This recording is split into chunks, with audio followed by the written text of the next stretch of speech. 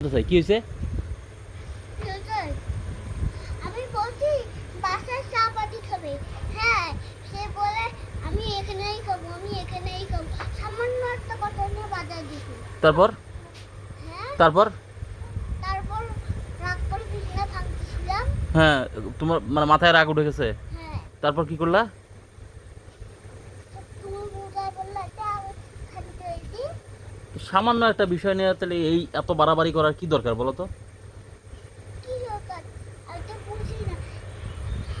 হঠাৎ বললো, সে হঠাৎ আসিয়া বাড়াবাড়ি করলো কার সাথে? আমার সঙ্গে। কে? নানি, তার মাথার রক্ত পায়ে উঠে গেছে। মাথার রক্ত পায়ে উঠে গেছে? আরে বাপ রে বাপ। তারপর বলে বিছানা বাঁধলাম এতে।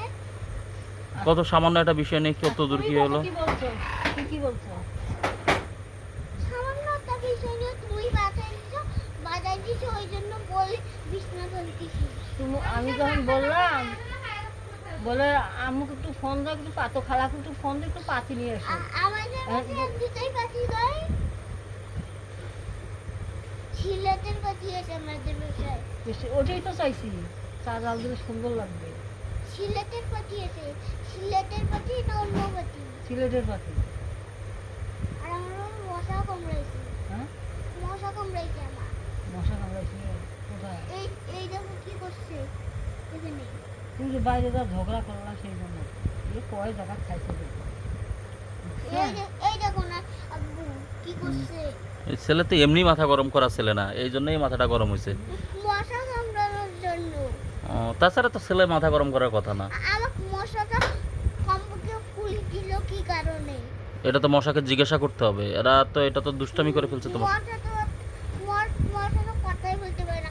কামড় দেওয়ার কি দরকার ছিল? আগে পাখা দিয়ে উড়ায় বলবে কামড়ানো যাবে না যাবে না। আমি যখন বলবো না তখন না, তার আগেই তো কামড় দিয়ে নিছে। ঘটনা হচ্ছে পারমিশন নেয় নাই তোমার কাছে। এটা তো অন্যায় করে ফেলছে তাহলে। এটা তো অন্যায় করে ফেলছে আব্বু। এখন এটা কি করা যায় বলো তো? এটা বাসায় গিয়ে ইচ্ছা মতো মারতে হবে। কি দিয়ে? কি দিয়ে? বেল দিয়া। ওকে, ঠিক আছে ঠিক আছে।